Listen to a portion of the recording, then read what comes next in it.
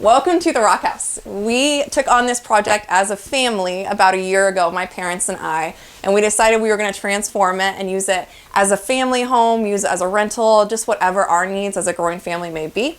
So it's going to look a lot different than you may have remembered it. I've had so many people stop by and tell me the stories of how they've lived here or how they've been in this place before. And I'll tell you, it looks night and day different. So even starting out with the kitchen, we stripped everything down basically to nothing. So these are actually the original hardwood floors in the house. When you may have come in here before, you would have noticed as a rental that it was all carpet that needed some love. So we were lucky enough when we pulled this back, this was the original hardwood floor that had never been touched. So we spent quite a bit of time and love restoring these and getting these back to a place where you could walk on them, where you could have a beautiful color and really show off like one of the original pieces of this house. The other thing that you might have noticed is all of the ceiling, you'll notice this woodwork throughout the house is original. And when we started this project, we had quite a little bit of trouble matching some of the original woodwork, and this was something that we looked far and wide for after we had to rip out the wall in the house. Not rip it completely out, I guess, but the foundation of this house had started to shift. So we had Steve Sarek from Oskaloosa come, and we had to push the wall all the way back in, cut out pieces of the wall and pieces of the ceiling to get the house structurally sound again. Because if you remember, there's a big fireplace that used to run here as well. So we took all the fireplaces off of here, re-secured the wall, and then hunted down all the original woodwork, which was not easy, to piece back in to make sure it was original. Now the kitchen, on the other hand, is definitely not original. It needed some updating, so we could have some of the original charm in some pieces of the house, but then have modern amenities, so then you could come in here and use the house however you needed to. So we had Westerkamp Woodworking come in and custom build all these cabinets, because what you'll learn about small spaces, you'll learn that it's not a huge house, is that you have to use your spaces really well. So he came in and did all the open shelving. We made it light and bright and kept it traditional with the subway tile. So in that way we had the contrast and it could feel really big in here. So one thing about little spaces is you can create a lot of space with it. So we put some modern amenities because we want to do something a little different. I think everyone was expecting traditional. So instead we took it a little bit modern in here so it could be fun and it could be warm, it could be nice and bright.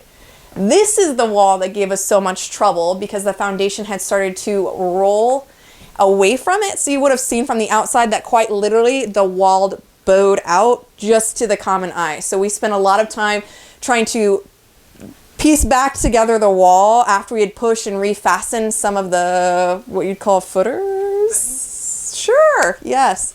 And then went ahead and re-drywalled this, but every other wall besides two in the house are still the original plaster. So we had a lot of plaster work that we had to patch up within the house and make sure that that was still original. And then we were very careful about making sure that that stayed with its integrity.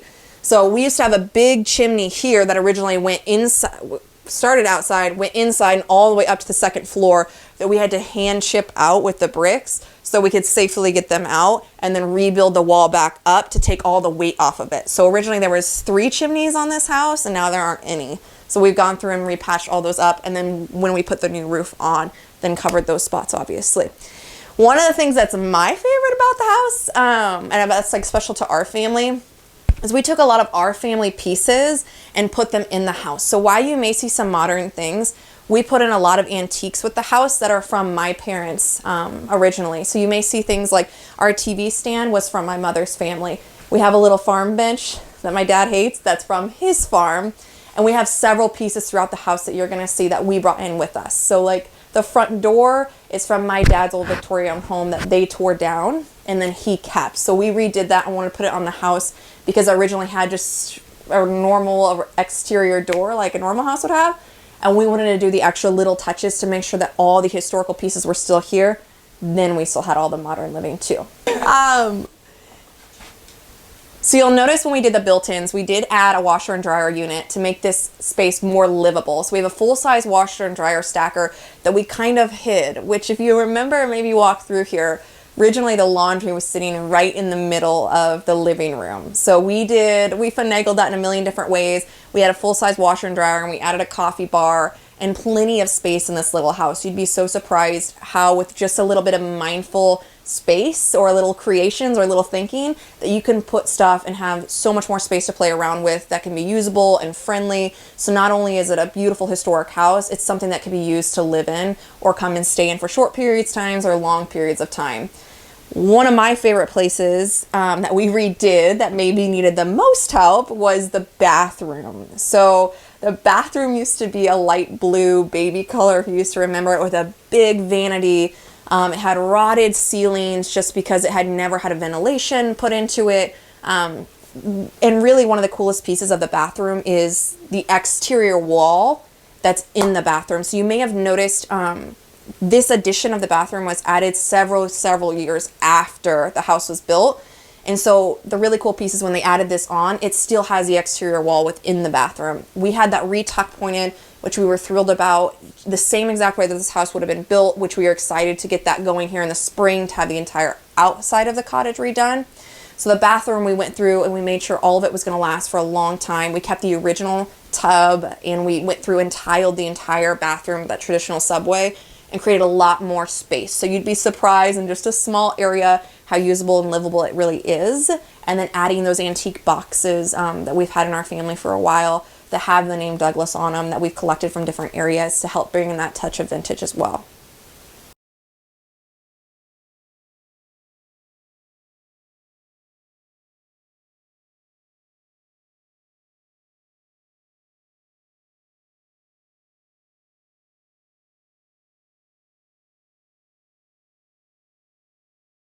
This turned out to be one of my favorite spaces. This is what we call like the grandkids room. This loft used to feel a lot different, and so we got really thoughtful about how do we create this, make this a really livable space and make this really friendly and cozy, whereas before it might have felt a little cold up here, right? So we redid the floors up here that had been here, oh man, as long as this addition had been put on here. They had never been redone. That was a labor of love. And then you'll notice that we actually took space out of this room because originally the pitches came to the end and it was bright green in here. Then you would have remembered that chimney came all the way up and all the way out. So when we did this, we wanted to feel like this was original. We didn't want to just put things in here that felt like we had thrown the house together. So we added some built-ins. We added a ton of storage solutions so that anyone that ever needed to stay up here could have as much space as they possibly needed with nice deep drawers that come in and out. Then what we went ahead and did was built in this wall on the other side, which is where we housed 2 twin beds. So this entire piece was built in. We like to thank our handyman, Brian Pfeiffer, all the time because anything pretty you see, he's the one that created it. So up here, there's tons of space, especially for kids, right? If you're a little bit smaller, to come up and feel really comfy and cozy. We did some fun little add-ons like adding lights to the bed so you can come in and have your own little nook, adding the bookcases so then it can feel nice and cozy, not like an afterthought, but like these things had always originally been here. So we added lights up here. There was no lights up in this area at all. We added some nice white bright trim and then added all the drawers, and I made this space really enjoyable and then really fun for kids. So this is the original house. You notice the stone cottage. There were 2 rooms to the stone cottage. This was the original living quarters. So if that tells you how much times have changed. Now it fits a king size bed and this is your master bedroom, right? So this master bedroom is super special to me. We didn't do a ton of work in this space. We redid the floors, we touched up the trim, and we gave it a lot of love. But everything in here is pretty original to what it used to look like. One of my favorite pieces is the built-in that's behind the bed because my grandpa who had passed away used to collect antique bottles. So that was really cool to incorporate his pieces in there, and he had a bunch of old cigar boxes that we got to use. One of the other things is we got to put one of my mom's pieces in here where she had gotten from her uncle when he was in World War II, had brought her back when she was a little girl, some traditional outfits that she got to use and wear as a little girl. So that's been really special to our family. Or even as far as like the old telephone that was in my family home for as long as I've been alive. So we liked adding the little pieces throughout the space to make this feel really big, right? You have a king size bed in this small house, which gives it so much more space, and then it feels so much more open. One of my other favorite pieces is you'll notice in the corner, we got one, there was a clockmaker back in Pella who had 3 daughters, and one of them had passed away. And so we got to have her old grandfather clock, which we featured in the master bedroom. And that was pretty special to us. It still works fine and dandy, and it will ding, I swear, every 15 minutes if you let it. And then some of our old ammunition boxes that we've carried around throughout the years that my mom has had that I thought were super special. So I really enjoyed going around to local places to help decorate this little small rock house. One of my favorite places that I've really enjoyed has been the fair trade store in town called Work of Our Hands. So all the artisans' baskets were fair trade, and they had provided all those for us. So I loved going there, and Blush and Simple Treasure did a beautiful job of helping us out as well to make this place feel a little bit more warm and cozy.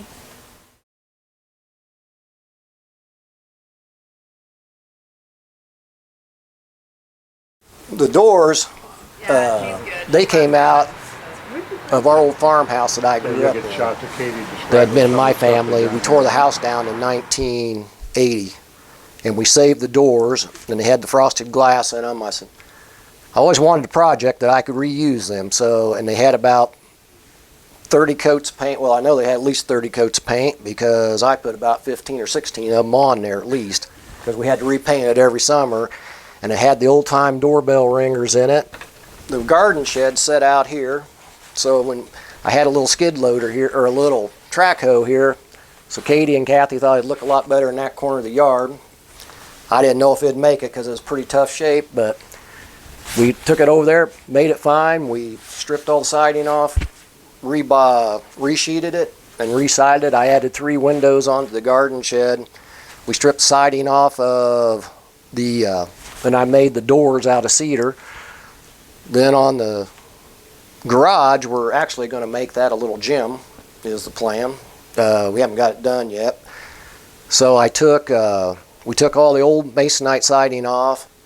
We had Pella windows make us some architect.